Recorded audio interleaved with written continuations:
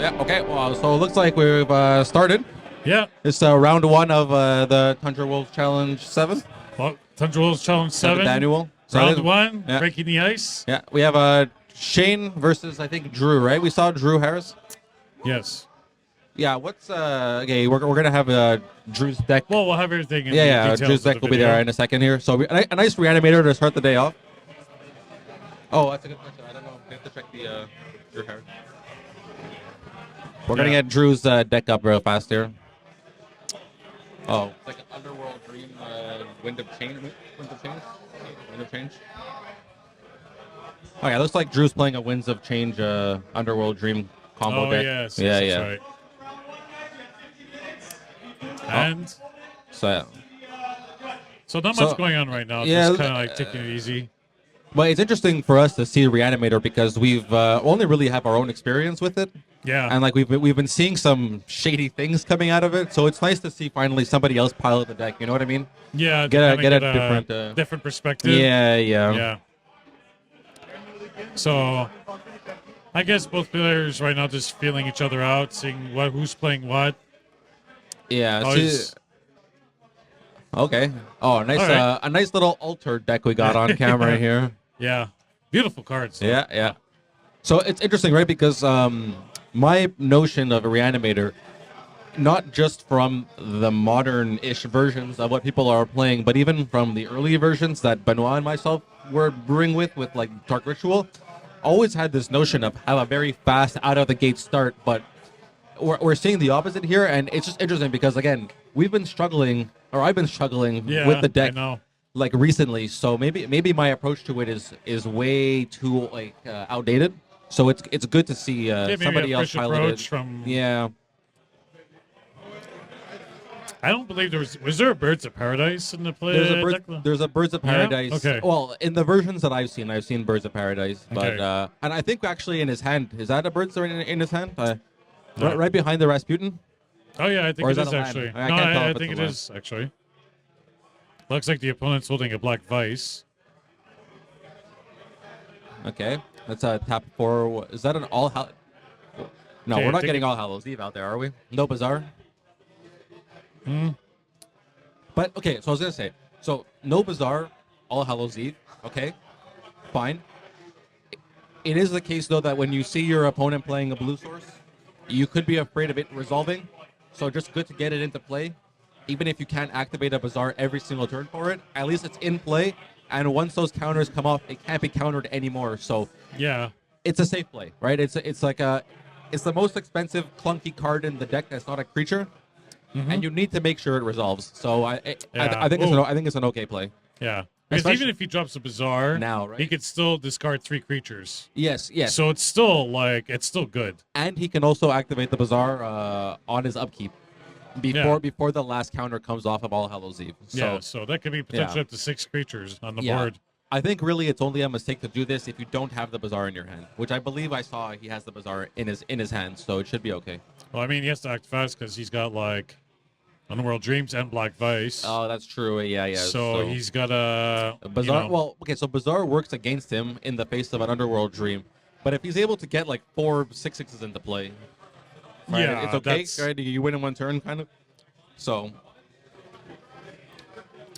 Drew's playing Winds of Change Underworld Dreams deck featuring an Abyss. So he actually doesn't just rely on the damage coming out of the combo.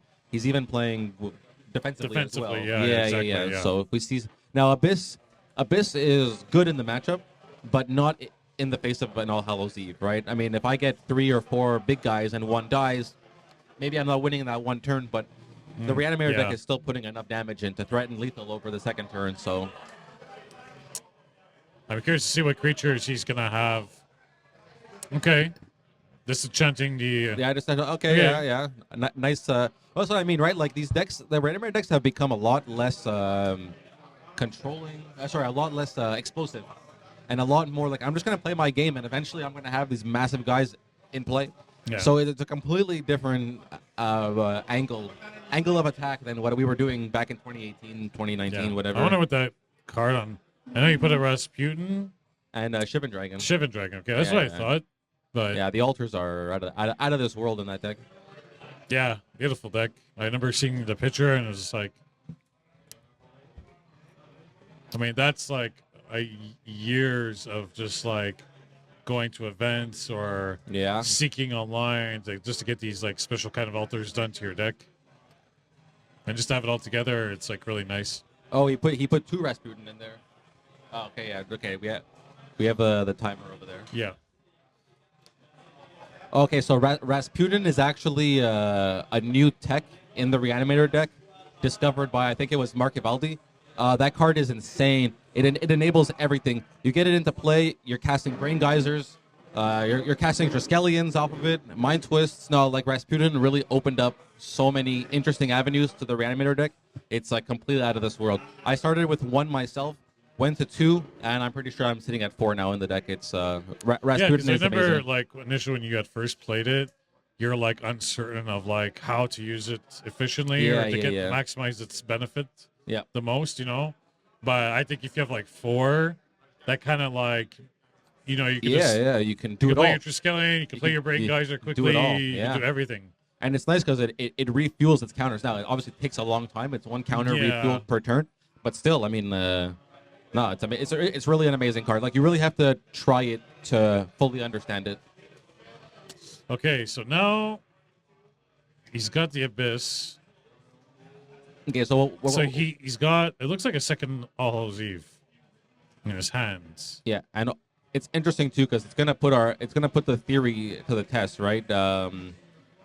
Like if put my theory to the test if the Abyss is actually weaker now that All Hallows Eve is out, as opposed to if it was just animate dead, you know, like 1 at a time kind of thing. Yeah. So if he can get all 3 creatures into play, if not even more, that's even just better. Yeah. Oh yeah.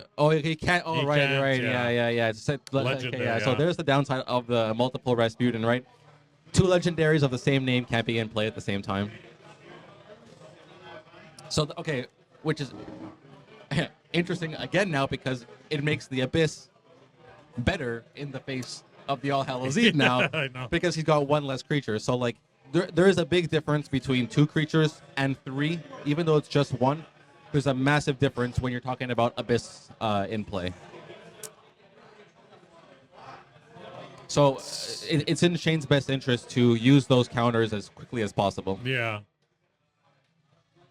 Like if he has a Triskelion in his hand, like for example, that'd be really good. Yeah, because not only that, Triskelion also, you know, with the Abyss, could stay on the on the battlefield. Yeah. Because right now it doesn't look like Druid doesn't have much going on other than the Black Vice damage. Yeah, that's true. Yeah, and with the Underworld Dreams being destroyed, that passive damage is also taken away from him. So yeah. But I mean, again, like the Abyss shouldn't have been as impactful as it's going to be, but unfortunately for the legendary rule, Drew's like a little bit safer now than he otherwise should have been. Shane in game 2 will maybe favor, instead of like disenchanting the Underworld Dreams. The Underworld Dreams. If he'll go for the Abyss to protect his creatures, he might take a bit more damage. But I mean, but I think that's okay though, right? Because like you take 4 to 6 more damage, you're still going to be sitting comfortably at 12, 13, 14 life, depending on what else is happening in that game. Whereas the Abyss is going to like this Time Walk, where he's going to lose one of these creatures now.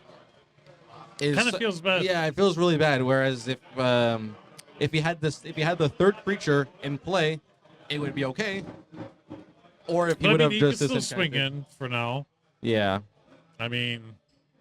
Also, I feel like I'm forgetting that these microphones are only picking us up. I feel like I'm yelling because I'm trying to compete with the bar. So I might be yelling a little setting, bit. Yeah. So, I mean, for the people watching at home, if it seems like a bit, Loud, yeah. So apologize in advance for the first round while we find our voices.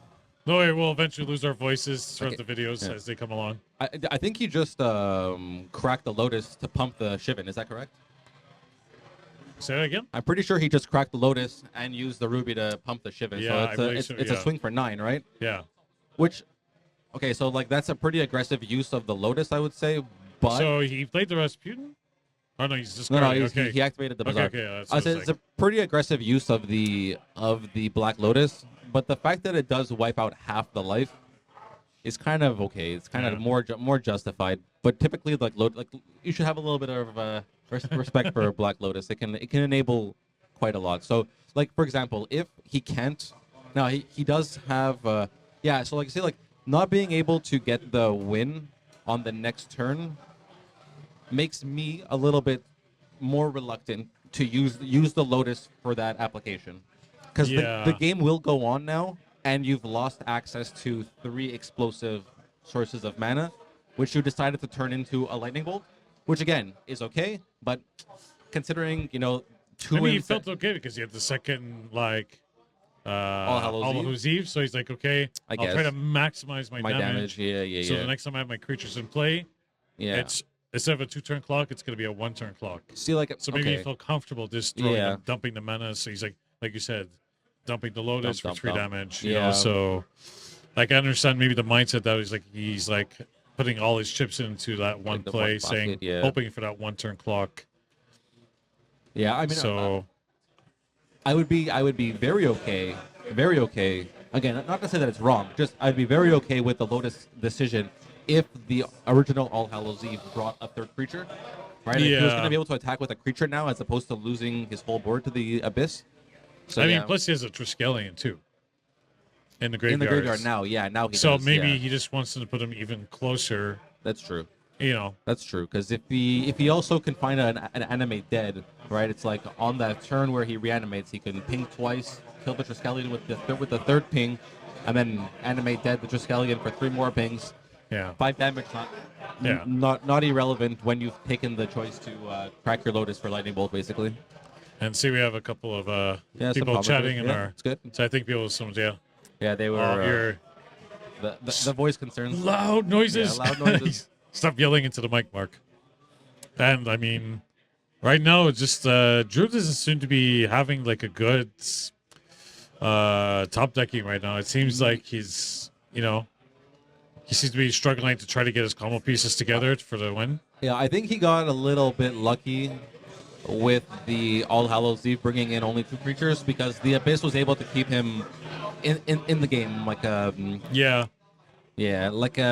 If Shane was able to attack, especially with the second All Hallows Eve coming, if Shane was able to attack with a 3rd creature, Drew being down to 5 or 6 or even 4 life is a massive deal for the for the second All Hallows Eve.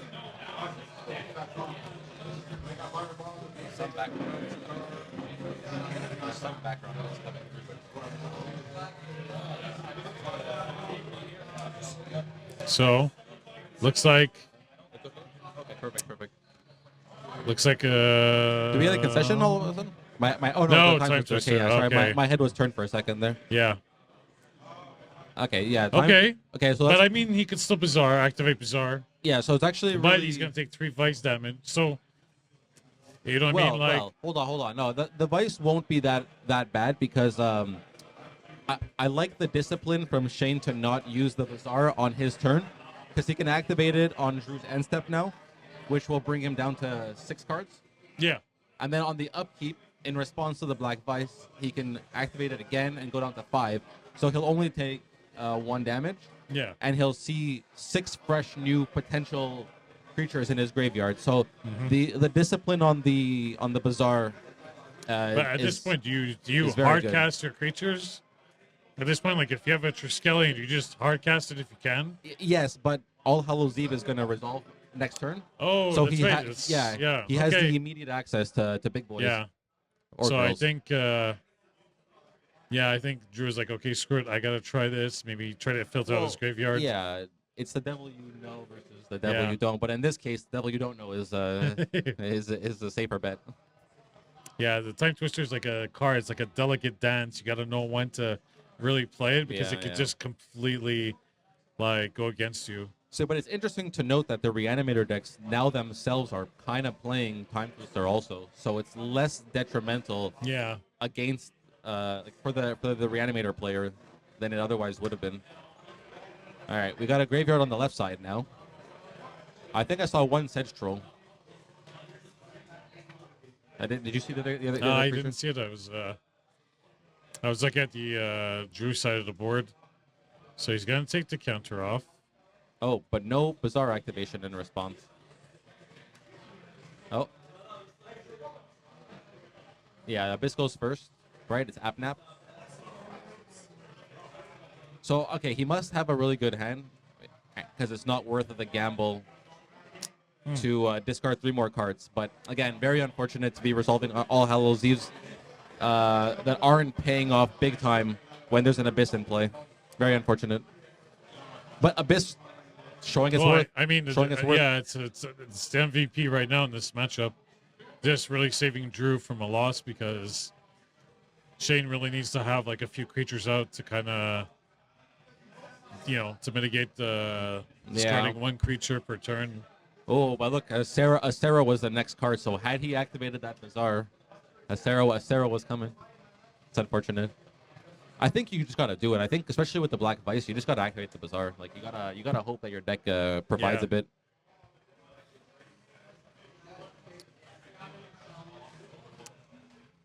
Okay, activating Bazaar. Yeah. So yeah, I am curious. I hope we get it. Oh wow, the next 2 cards were creatures also. My God.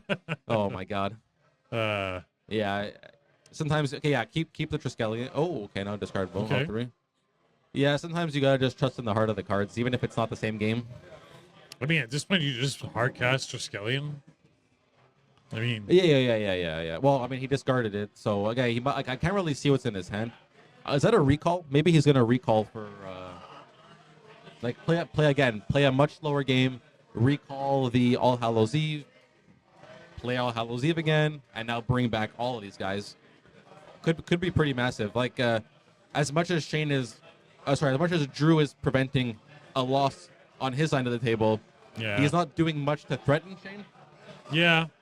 So Shane may have time to recall All Hallows Eve, wait 2 more turns. He might have time for that. Or it could be that Drew right now is just playing super defensive, and he has things in his hand to deal with the situation, so he knows what to expect, and he's just waiting for Shane to act. And he's like, I'm gonna wait. When he does this, when he zigs, I'm gonna zag, and just kind of. Okay, we got a. No, that's exactly. Okay, Anime Dead the Flyer is probably correct because it's very unlikely that Drew's deck is playing any flyers of his own, whereas almost anything can just block any of the other cards. So Sarah as a 3/4 is a significant difference compared to her regular stats at 4/4. Again, only 1 number, but it's still a big deal.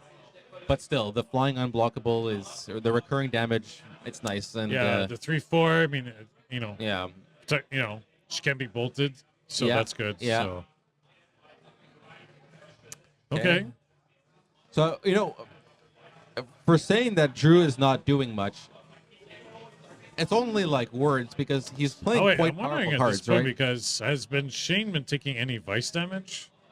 It's possible that the life totals on the frame are not up to date 100%. No, but what matters more is the dice.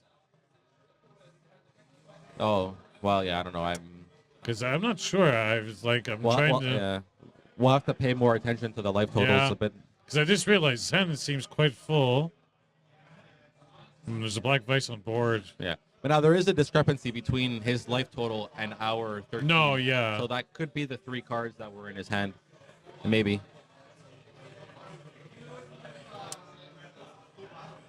Yeah, it's frustrating, like trying to do the commentary. There's like all this noise in the back. It's not like you could it's much harder to focus on these kind of games. But it's only round 1. We have to save our excuses for later. Oh, okay. Yeah. Okay. Okay. Now, if in fact Shane has 7 cards in his hand, seems okay to just replay this a second Black Vice, right?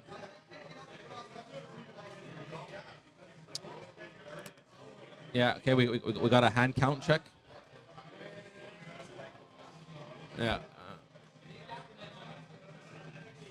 Are they possibly discussing about Black Vice? I think Drew is deep in thought.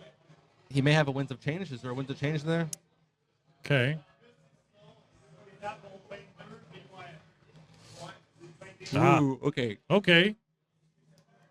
Okay, I thought he was going to play Chaos Orb. So now immediately... I was going to say, if he played Chaos Orb, it'd be better to not play the Black Vice. Disenchant nice. the Abyss. Okay, very nice for Shane. So no, upkeep, we can still play something to... Well, even Bazaar, right? Bazaar is an anti-Black Vice card. Yeah, but with Bazaar, what's... Okay, now we got now he's telling him about the... Yeah. We got a reminder of... oh, yeah. So he has to lose 2, and then lose life equal to the number of cards in his hand.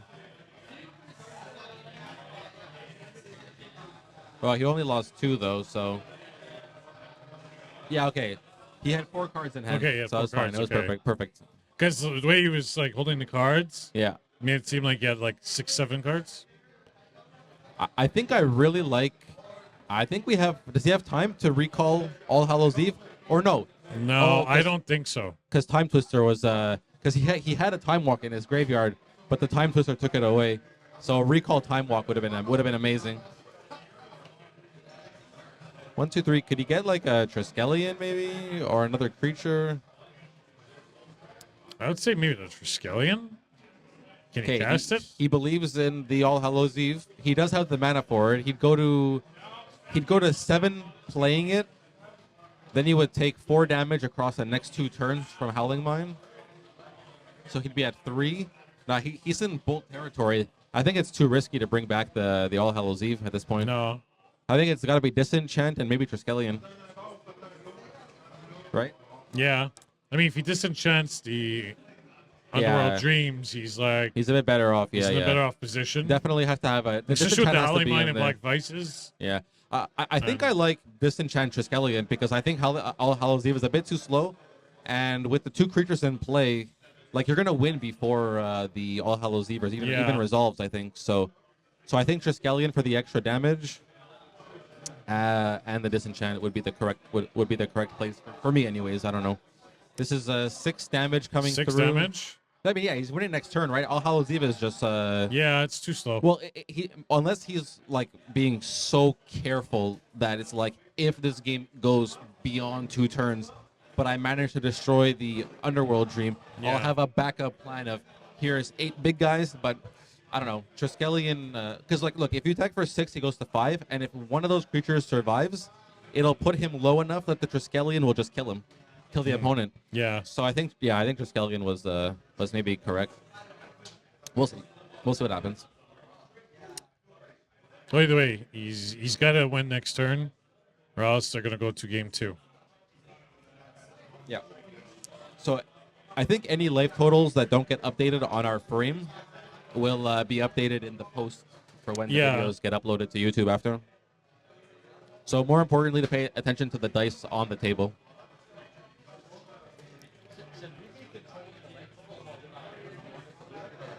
So right now, Drew's like thinking, "What's my options?" The life totals.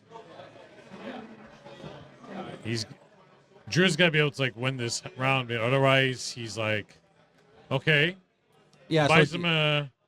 Buys him some time. But again, Shane showing discipline. He kept City of Brass and Jet open for Disenchant.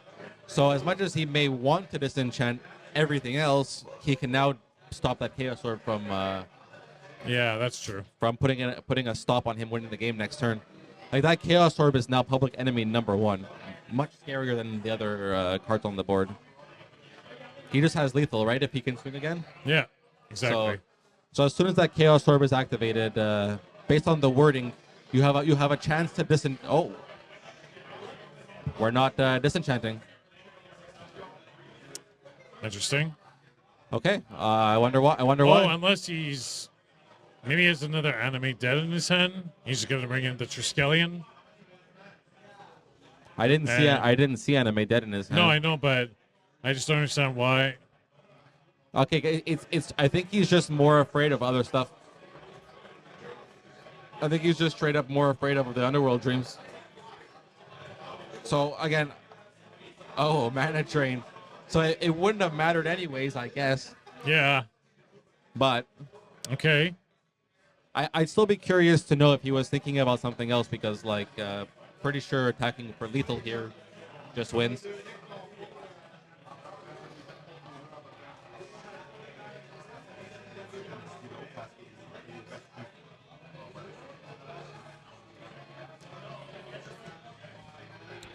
So, yeah.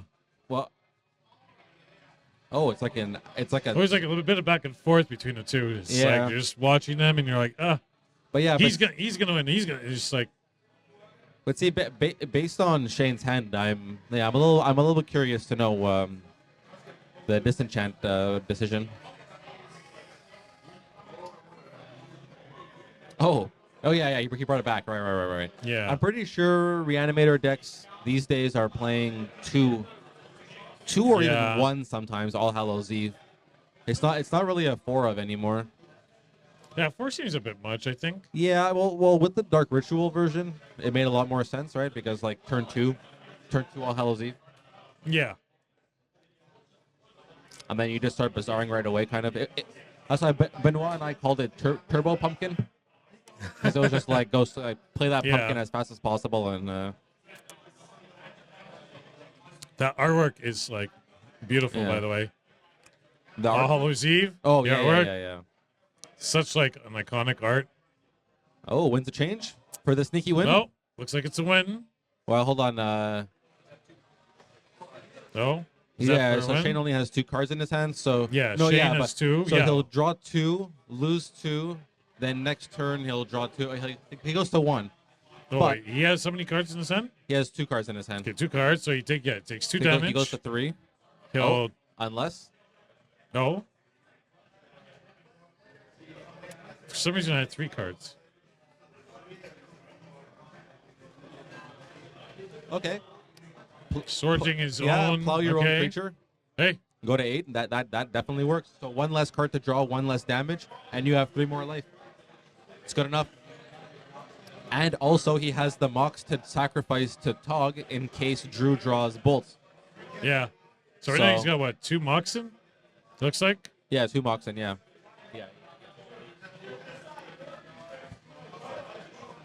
It's a lot back and forth. You're thinking one, it's amazing. Did you happen to see how many cards Drew had in his hand? Because he's going to have to find, like, what is that? 2 lightning, 2 bolts? Probably 2 bolts.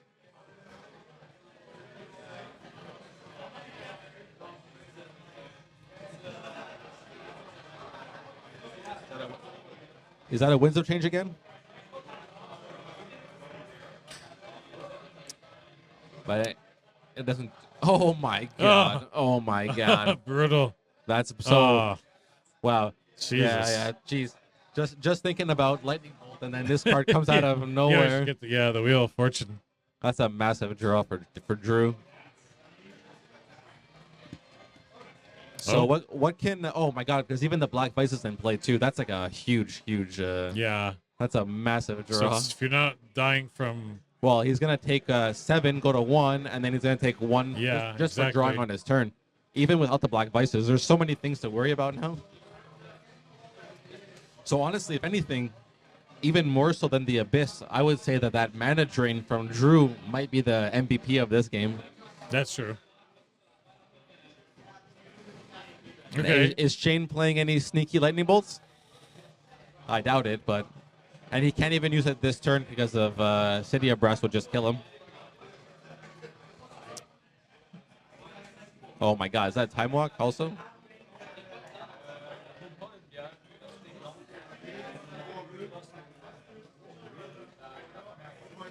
Nope, that's looking like it might be all she wrote for the game 1. Mm-hmm.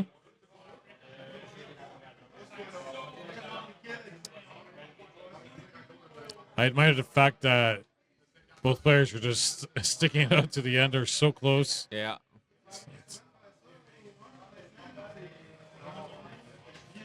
You know,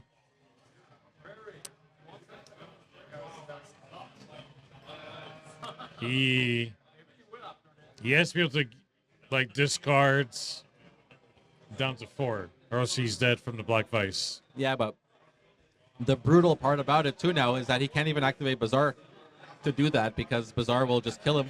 Yeah, because of the Underworld Dreams. It's a pretty rough place to be in for Shane. Nope, Yeah, we got a looks like a handshake. win. Jeez, good game. Wow. That's a very good first game, I think. So congratulations. Yeah. Looks like we have about 19 minutes left in the round, so we'll see if they'll go to Chaos or flip. Yeah. That was the first game. Yeah, that was the first game. Yeah. So there's about 19 minutes left in the round. Yeah, so that was game 1. But geez.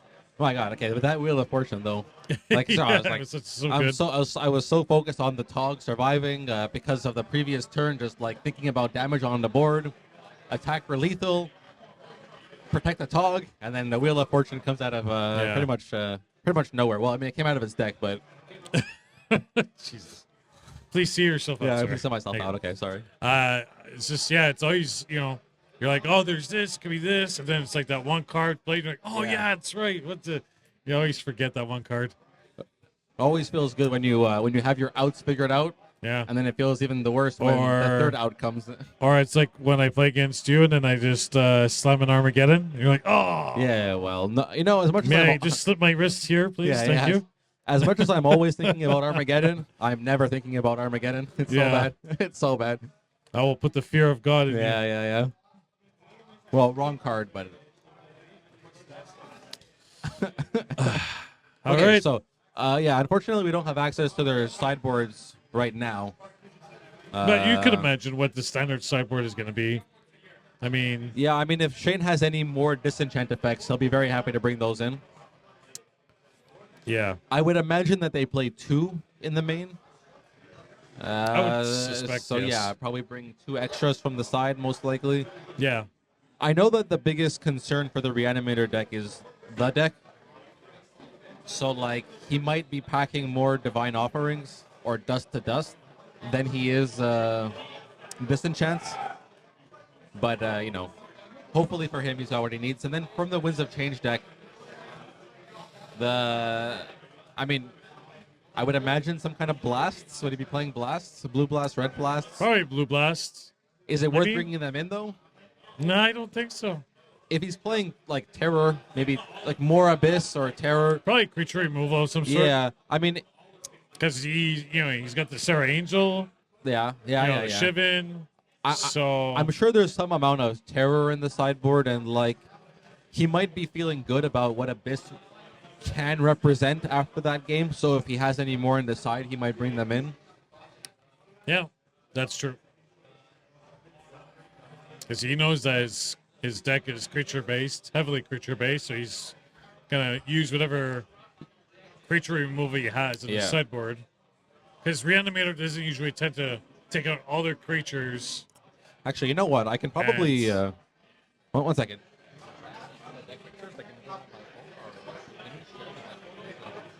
Because, maybe I can just put the deck pictures on my phone, and at the very least, like all in post...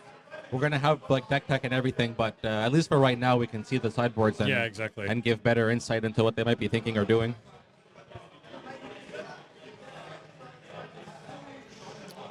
All right, we're all sideboarded up and going to round 2. Round 2 fight.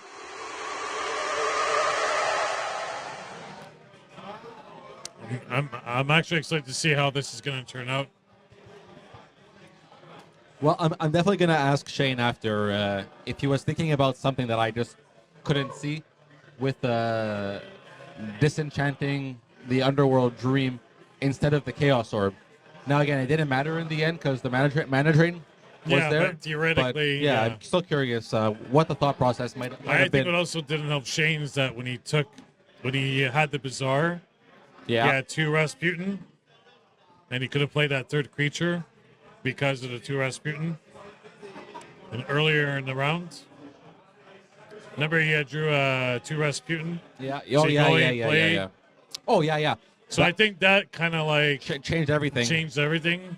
Had it been like a Sarah or even a Triskelion or literally whatever. Any non-Rasputin, basically. The 2 legendary creatures. Yeah. Yeah. Oh yeah, we actually don't have the picture for Shane. He didn't send his deck picture in. Oh, okay. Oh. But Drew we have, so let's take a look over here. Yeah, so pretty much Drew has the Blasts.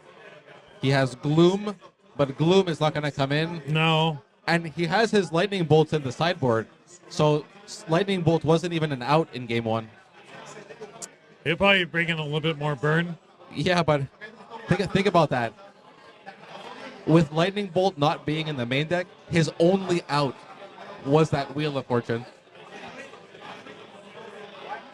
Well, maybe. Well, I think he already had played the earthquake. I think he discarded it to a recall, which he then time twisted. Yeah, but then wasn't there a time twister played? That's after? what I mean. Yeah. Yeah. Okay. All right. So, was that a mulligan from both players? Yeah. Looks like. So Shane's on 6 and Drew's on 6, and here we go.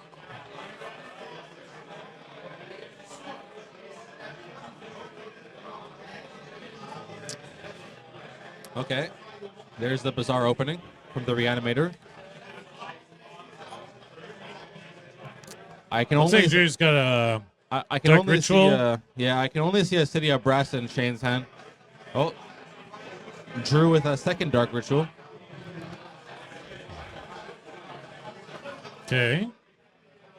Yeah. Drew's cards are cut rather aggressively on the corners.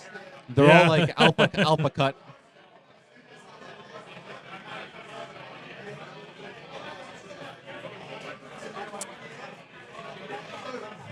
So, no bizarre animation. Yeah. In response to the Underworld Dreams, but he does have his Disenchants in hand. So he's probably not in a rush again, knowing that he can activate it whenever he wants, because he can just remove the Underworld Dream when he decides, right? So yeah. So he's probably gonna disenchant it, activate Bizarre. Yeah, I think he may even have 2 Disenchants in his hand. See, I think what Shane needs to do is get like either Shivan or Sarah probably in the graveyard as fast as possible, and like Animate Dead. I think Animate Dead might be better than All Hallows Eve, despite the fact that Abyss exists. It's just like get in there as fast as possible, right? Like, so. Yeah. Sometimes it doesn't work that way. Well, so now, I'm surprised you didn't use the Bizarre activation when the Underworld Dreams came down. Yeah. In response, activate Bizarre to try to, to see a few more creatures. So Shane is prioritizing the Underworld Dreams again, which is interesting because I do believe he has another Disenchant in his hand. So I think he's like, okay, I'm in a good spot. I could kind of no creatures right now, so yeah, it makes sense. Although I haven't seen a line drop, so.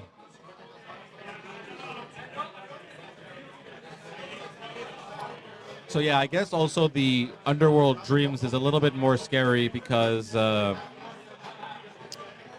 your land sources draw you cards, which take you damage, and then the City of Brass, which gives you damage also for using it, right? Now, does Circle of Protection Black stop Underworld Dreams? Yeah. Like Underworld Dreams is the one targeting you? Yeah. It's a black. It's a source. It's a black. Yeah. But it's saying it's damage, not loss of life. Damage. Okay, well that's interesting. So in that case, then why disenchant the Underworld Dreams if you have an answer? I guess maybe because unless I'm incorrect about that, but let me. Well, look it's it also up, it's also sure. could just be that the Circle of Protection is way too taxing, right? Like you have to pay one every turn. Plus, keep in mind he's missed a land drop. Yeah. For a couple of turns, so he's like, I don't have the mana to allocate to this specific circle. Yeah. I mean, now he has the Mox though, so yeah. I'm not sure if that changes anything. Yeah. Black Vice, the draw from Drew is not looking very impressive. So Circle Protection Black, prevent all damage against you from one black source. Yeah, but what does Underworld Dreams say? Underworld Dreams. Underworld Dreams. It deals damage? Deals damage for every card that you draw. There's the second disenchant on the Abyss. Okay.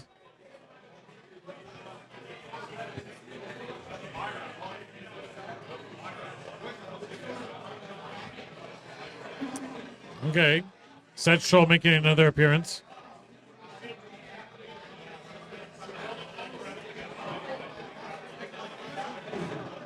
Oh. Wow. Okay. Interesting. Gloom. He did bring the Gloom in. Probably do for the disenchants and Sir Angel. So, I actually think that that's a big trap. I'm almost convinced, after my own experiences, that Gloom is not a card to bring in when your opponent has white. Gloom is a card to bring in when your opponent is mono white. That's what my experience with and against the card has shown me. It's not actually good enough. I mean, like, in this instance, it came down and all the white cards were already used, right? Yeah. So, like, it doesn't do anything. Whereas if you're playing against mono white, every card they draw is affected by it. Yeah. Right? So I think it's a trap. Maybe if you had drew the card earlier, you figured, okay, I could be. Yeah, but see, that's early what I mean. game, it's good, but like the time, like right now, like you said, he played all his white cards, so it's kind of like, it's like a dead draw. Well, it's interesting because, so there's a nice comment in the chat mentions that Gloom also taxes the activation of Circle of Protection. Okay. So that's relevant a little bit, but still, like I don't think you're bringing it in because you're expecting your opponent to have Circle of Protection black anyways. But we'll see. I don't know. Yeah. Yeah. Time Walk comes at a premium in Reanimator. Yes, okay, yeah, it's true because Gloom says Circle. It even says in Gloom the card itself. For abilities activated, yeah. But yeah, Time Walk is definitely a card for the Reanimator deck you want to save when you have a big board. You can still use it for tempo, but yeah. White spells cost 3 mana to cast, 3 more mana to cast. It literally Circle says, Protection costs 3 more mana to use. It literally says that. But is that the modern day text also? You're talking to an old school player. Yeah, I'm just curious. No, white spells cost 3 more to cast. Activated abilities of white enchantments cost 3 more to activate. But that's really cool wording though on the original beta. Yeah. Okay, so Chaos Orb. I think the Chaos Orb can just sit there. Yeah. I think it can just sit there and play defense and wait for a truly problematic card. I don't think there's any reason to be proactive with this Chaos Orb. Agree? Yeah, I totally agree. Right now, I think it should be used when he's absolutely stuck. Like he's backed into a corner, or it's going to give him a win. Yeah. Right now, you just sit on it, wait. I mean, Drew's not playing Drew's not any threatening. whites. And he's not threatening anything, really. So no disenchants. I'm pretty sure he's okay. Maybe if he has like a shatter. But, yeah, like you said, I would just keep that Chaos Orb and just really use it only when necessary.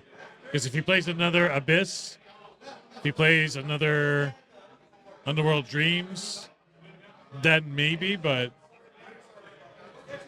it's always hard to tell what's the right time to play a Chaos Orb to activate it, Well, yeah, I think he's in a okay position with his Chaos Orb decisions because he can just wait for the scary card this time around. Yeah. It's not like he's faced with 5 decisions where it's like, okay, which one do I destroy? How will it affect my game if I pick this one versus that one? Okay, he's just going for it. He's like, screw it.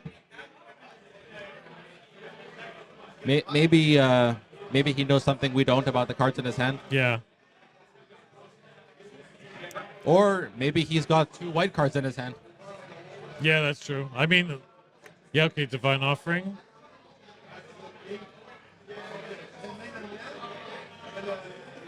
Yeah, so you see Divine Offering as opposed to Disenchant in the side, because the deck cares more about not losing to decks that are full of artifacts, like the deck in shops.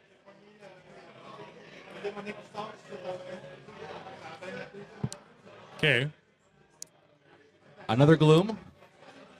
But again, with every white card used in a non-mono white deck, the later the Glooms come, the less impressive they are. Oh, we got 4 minutes left on the clock. Oh, wow. Yeah. Wow. Yeah, wow. Okay, so the games Looks like this game might go to Orb Flip because we got 4 minutes right? left. Yeah. Unless if Drew can pull out some kind of win like the last game. Okay, Animate Dead is a good sign for Shane. Oh, Swamp King, Triskelion.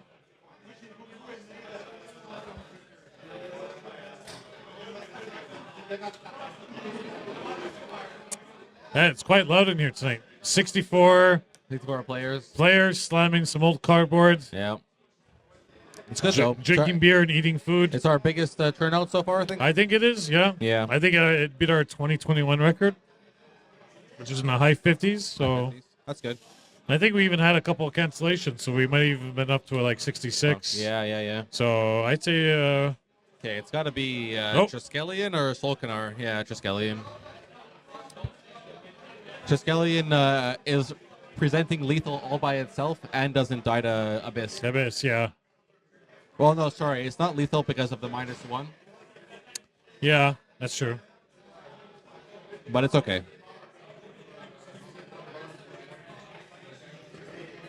What is that? I think it's Dance of the Dead, but it's just maybe Anime Dead. Dance of the Dead is Alliance. No, I know, but maybe just to replace the Anime Dead, he's using the Ice Age version. Unless it's just like a really crazy altar, right? Could be another. Very good. Yeah, that's. I mean, that deck is full of altars, so. Yeah. Okay, it's looking pretty solid here for Shane. Nope. Well, okay. They've got 2 minutes and 45 seconds. I don't think it's possible, but they might as well try. If there's no extra sideboarding required, then. Yeah. And I'm actually this game. I'm actually happy to see a lot of cards we haven't seen in our previous videos. Solkanar, Gloom, stuff like that. It's like cards you don't see too often. It's always nice to see every so often. It's good to see see other cards. Yeah. Actually, see them being used in the game.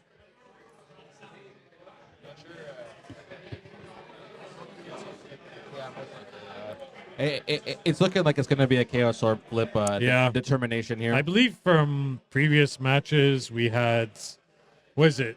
When it goes to time, it's 5 rounds. Yeah, 5 rounds. 5 draws, and then if there's still, then they go to Chaos Orb. Yeah. Okay. So it's like whoever's turn it is when the timer runs out will be turn 0. Yeah. Then turn 1, 2, 3, 4, 5. And then Chaos Orb flip if there's still no winner to be determined. Yeah.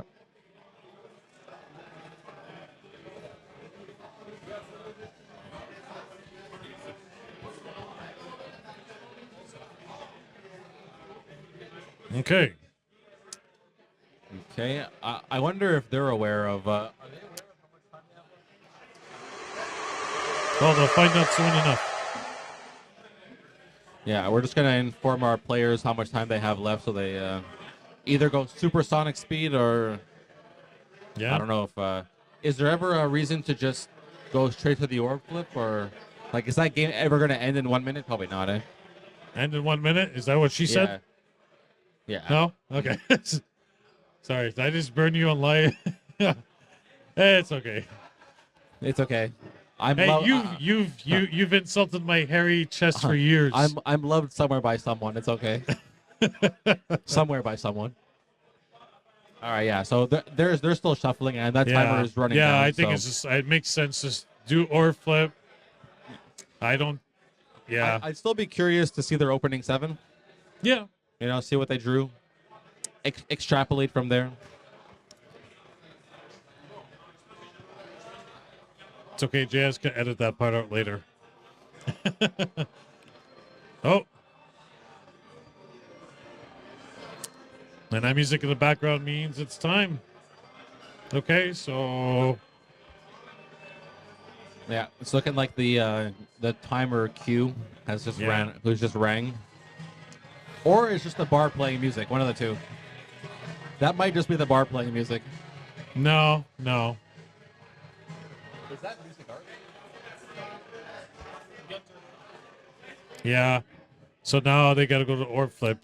Yeah, so they're gonna just play a bit. Well, no, they're gonna go to rounds. No, 5 rounds. Yeah, 5. Okay. If there was a second, now this is Dreamland here, but a second Dark Ritual and an Underworld Dreams on this turn would be pretty crazy, right? Indeed.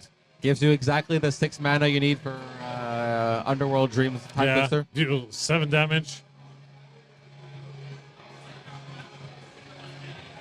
So I'm pretty sure the bar has been reserved exclusively for us until about 10 p.m. Yeah, 9 or 10 p.m. Yeah, I believe, if that's the case, I'm surprised they're playing music because.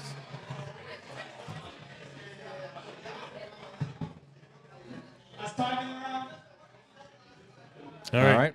So time in the round has just been announced. Yeah. Well, let So these I guys. guess they're gonna try to do what they can. Yeah, we'll let them do a couple of turns, and then we'll just go stop them at some point. In theory, now we're on turn 1, I think. Turn 1, I think now. Yeah. Turn 1, strip mine. Yeah, Yeah, get rid of the mana source. Yeah, but like based on how the first games went, I don't think either of these guys can win in 5 turns. Well, he has the Winds of Change in hand, so he gets around mana source, but it's not quick enough. They would at least need maybe like 10 minutes, I would say. If Shane plays land go, it helps Drew's cause, but...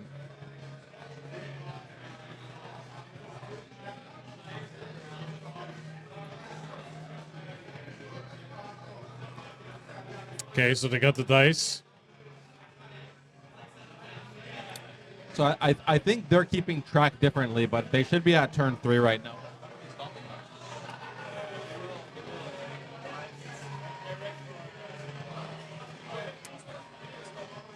Okay. Our it looks like the people who are hosting the event, like the DJs, so to speak, are gonna stop the players when it's the appropriate time. So okay, more gameplay for us, I guess. That's a good thing. That's good. 7 damage. Yeah, that's a next turn play. Good. Looks like it's he just has to survive a disenchant, which looks like he will. Yeah. The troll is a threat, but yeah, but when you have restricted turns, not so much. I mean, if they don't get stopped, then they just play the full game out, and maybe that troll goes the distance. But 7 damage is real, so. Okay. And he dark ritualed, right? So he has 1 black floating and access to 2 mana. He can still do stuff here. Yeah. So we'll see what happens. I mean, if he draws that Wheel of Fortune.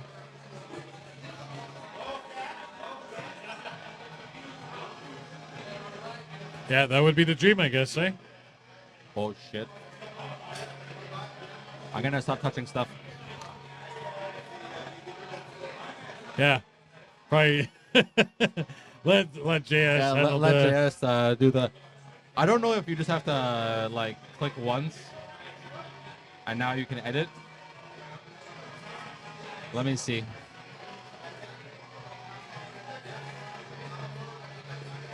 Oh. So he should be at 12. Don't. Yeah. I double clicked one by accident and opened the window. So I closed the window. I said maybe I should stop touching. Yeah, it just highlight. Yeah.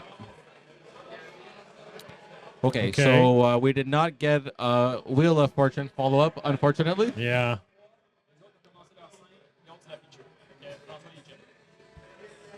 Okay. Yeah, so we might be going to Chaos here. Yeah, it looks like a sword flip. Yeah. Well, okay, so our or maybe our we're just DJ conceding. No, I think yeah, I think our DJ. Yeah. Okay. So yeah, they should be going to Chaos Storm, unless somebody gave the win, but I don't think so. I mean. Yeah. It's still too early to tell. Yeah, this is also this is the big tournament. You know, this is like massive. You can't just be giving away wins here. Yeah, like the casual monthlies we usually do, it not so much. You know. If you want to give away your wins, make it be later on in the evening when you're too drunk to know what you're doing. Yeah. Okay. Let's see what happens.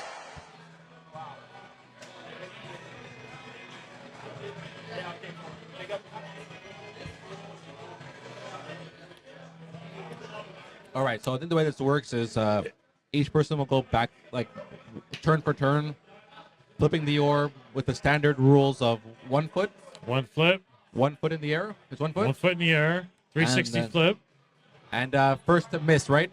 Yeah. But the person can miss. It goes to the other person, so if they miss, then you keep. Then they go back. And you keep going. So it's the first one to hit it when the other one doesn't. Yeah. Okay.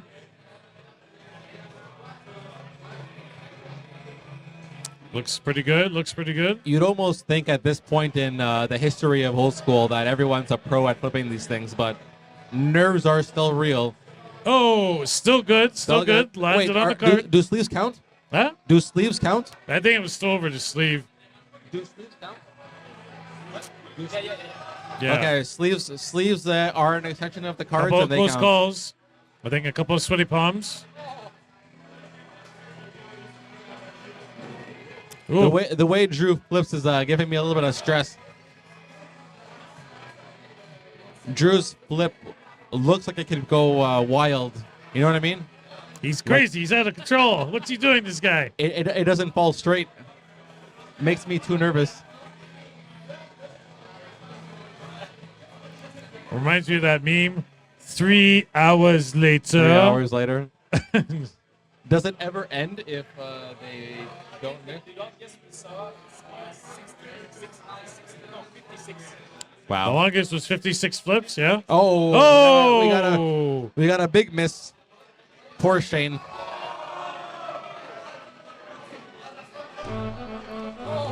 Yeah.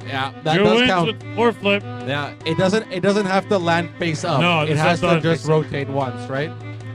Yeah. All right, On either so, side, as long as it does a 360. Yeah. We got a good handshake from both players and a win for Drew. Yeah.